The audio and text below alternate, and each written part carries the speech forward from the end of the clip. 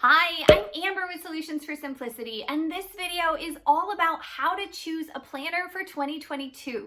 I am going to walk you through 15 things to consider when buying a planner so that you can really make sure that you get exactly what you need for the year ahead.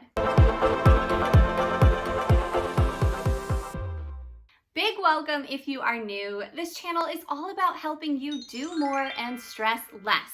I make weekly videos all about planning, productivity, and purposeful living, things that have really helped me as a full-time working mom of 3, soon to be 4 young kids. Now, before we dive in, I want to also mention that of course there are an array of great digital planning options out there. So many calendars, apps, programs, things that you could use if you want to use your computer or your phone. But I'm still an old school, hard pen and paper planner kind of girl, so that's what these tips are especially designed to help you put in perspective. Let's dive in. First up, you want to think about what you're really going to use this planner for. Are you just looking to kind of see what your monthly schedule looks like? Are you wanting to keep track of a daily or weekly to-do list? Do you like to habit track? Are you really into goal setting or running through your intentions each day? Do you want to have room for self-reflection and assessment? Do you want to have lots of note-taking space? These are all different functions and features that many of the planners out there offer, but of course they each specialize usually in one area or another. So before you do anything else, you want to figure out what the primary purpose of your planner is going to be. Secondly, you of course need to think about what size planner is going to best fit your needs. Do you want something that's really small and portable and easy to take on the go, throw it in your purse? Or do you want something really large on display on the wall, right, that you can see from far away? Do you want a larger planner that you can take with you maybe in your briefcase or work bag, but that gives you lots of different note-taking space? Or do you even prefer just a basic notepad that you can maybe rip off the sheets day after day based on the tasks that you're crossing off? There are so many different size options out there, from a pocket planner to 5x7, the standard A5 size that is about 5.8 by 9 inches or so, 8.5 by 11 or 8 by 10, again, wall planners or notepads with rip-off sheets. The size options are really endless. So it really just depends on what you prefer, whatever is going to make it easy for you to keep track of everything you need to in one place that you have with you at all times. Third thing is whether you want a dated or an undated planner. Now, there are benefits to both, and I will soon be making a video to help you decide which of these will be a better fit. I have gone with both in the past, and I am kind of on the fence, right? It really is a unique preference, but the benefit of dated planners is that you don't have to spend any time writing in the specific day or month. Everything is all laid out for you. The downside can be that sometimes if you don't use all of that space or you're not actively using your planner day after day, then some of it goes to waste. So again, think through whether you want dated or undated. That'll be an important consideration. And don't stress, because many times the same planner company will offer both options. Number 4 is whether you want a daily or a weekly layout. Now, there are, again, benefits to both. The daily focus really allows you to think through what specific things need to happen that day, whereas the weekly spread is really helpful for kind of zooming out and having that larger perspective of what your overarching goals for the week are or what's coming up in the days ahead.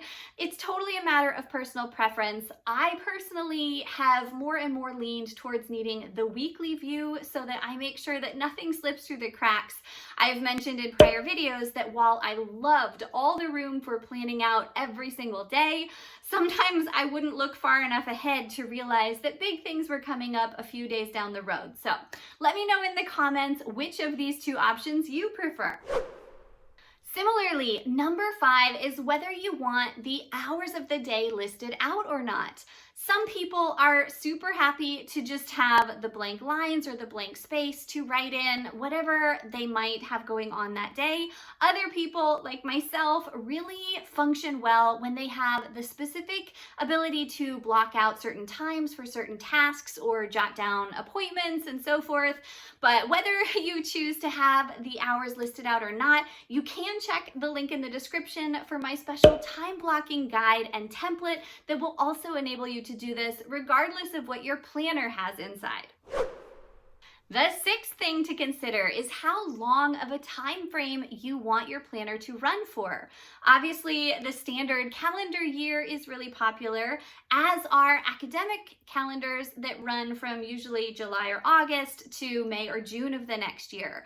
There are also plenty of planners that only run for a month at a time, or then say 60 to 90 days, that are all meant to help you achieve a more specific, concrete objective within that shorter time frame. So figure out what your overarching goal is, what your needs are, and what's going to best fit the time that you want to plan for. Number 7 is what kind of binding you want your planner to have. Again, planners really vary in terms of whether they are hardcover or soft cover, whether they have a book binding or a spiral binding, whether that spiral binding is hard metal or more plastic, right? Every different option varies in terms of its durability, its strength, its ability to lie flat or flip open easily. And this, I find, is really a matter of personal preference, but whatever you choose, just be aware of how that is going to impact your ability to open the planner and use it on a regular basis. One other quick thing to add here is that you need to consider whether you want the monthly tabs to run down the side of your planner. This can be really helpful for quickly flipping to wherever in your planner you need to be, but not all planners have this ability. You can, of course, always add in little tabs or sticky notes yourself, but sometimes having it all pre-made is a really, really awesome benefit. If all of this is still leaving you really confused about which planner to choose, then check out the link in the description for my planner picker survey. Fill out a few simple questions and I will send you a personalized list of the planners I think would be perfect for you. Moving along, number 8 is what kind of note-taking space you want your planner to have.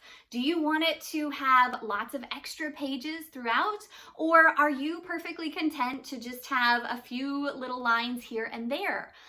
Similarly, do you want the note-taking space to be blank pages? Do you want it to have lines? Do you like dot paper or grid paper? There are so many different options, and as I've mentioned in other videos, different kinds of paper can be really helpful for different kinds of things. It all just kind of adds to what you can do with your planner. So think ahead about what kind of note-taking paper you would prefer. Kind of like that, number 9 is about whether or not you need specific space for habit tracking. I am a huge proponent of tracking everything, but particularly habits, because the more that we do something, the more easy and routine it becomes, the less we have to spend cognitive and physical energy, forcing ourselves to do that task. So if you are as into habit tracking as I am, you might like dedicated space in your planner to keep track of particular habits, or there are then also specific planners designated just for this purpose. Before we get to the next one, make sure and subscribe because I will soon be releasing several videos with my top planner recommendations for 2022. You don't want to miss it. One of my personal favorites, number 10, is to think about whether and how much space you might need for goal setting. There are so many big ideas, dreams, ambitions that many of us have, and because it's not always easy to remember things when they're kept in many different places, I personally love a planner that has lots of room for goal setting built right into the calendar, the note-taking, the habit tracking space. If I haven't already mentioned, there are links in the description to many of my personal favorite planners in case you want to check those out for yourself. This next one is something that we are really fortunate to have at our disposal nowadays because it wasn't really an option in the past. But number 11 is to think about how customizable you might want your planner to be. Do you want it to really fit your unique needs? Do you want to be able to kind of build it the way that you see fit? And do you want to have a lot of different options for color schemes and cover designs and all that good stuff? If you do, there are some really incredible options nowadays like Plum Paper that enables you to really build the perfect planner for you. Link in the description for that one. And if you're interested in a special discount code, shoot me an email. I'd love to help provide you one.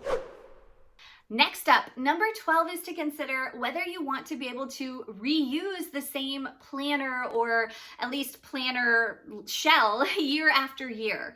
If so, definitely consider a ring planner or a ring binder, as it's sometimes called, where you can insert your own pages. You can really, create a beautiful outer cover or a folio, something that holds its shape and that you can fill and refill time and time again.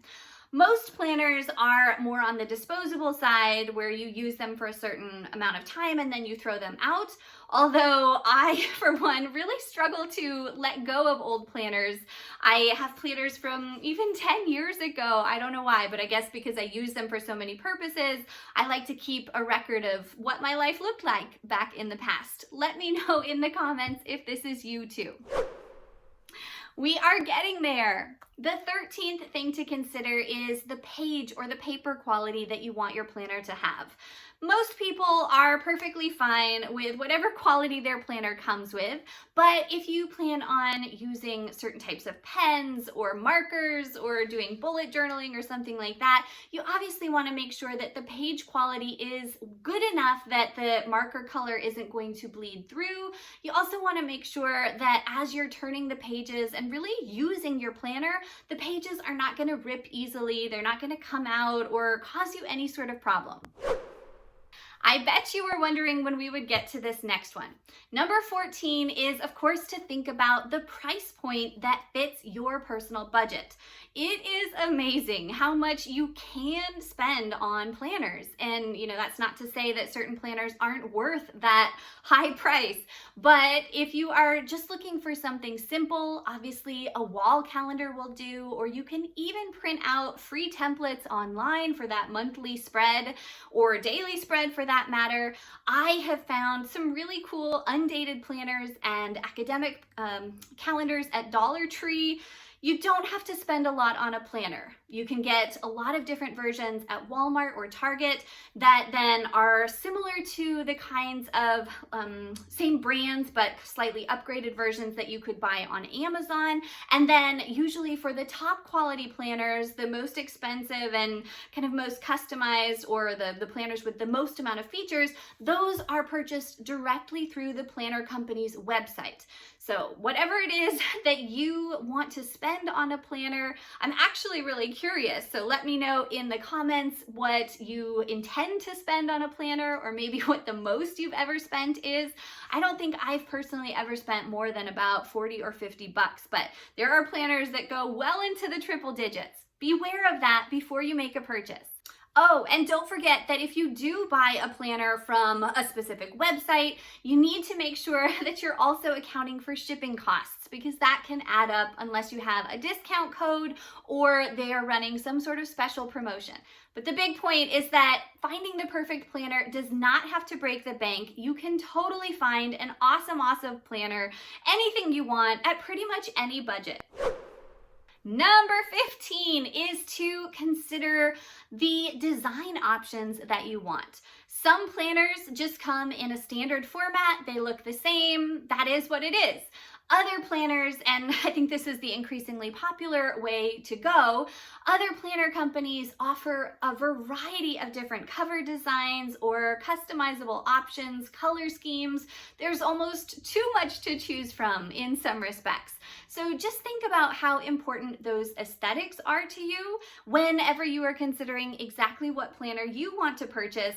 And then even if you narrow down maybe what you want your planner to look like on the inside, you are fortunate to live in a day and age where you often have several different cover options to choose from. Whew, okay, I think that about covers it. If you can think of anything that I forgot, please let me know in the comments down below. I am just so excited to help you find the perfect planner for the year ahead. There's so much to consider, but it's really all about what is going to meet your needs and give you that joy that we get from having our planner, filling it out, using it, and actually keeping our life together. That's the most important part. You can jump straight into these other videos I've made to learn more about how I plan my week and my best planning tips. If you have questions or comments, drop those below. Give this video a thumbs up. Make sure and subscribe if you haven't, and I'll see you back next week. Have a great day.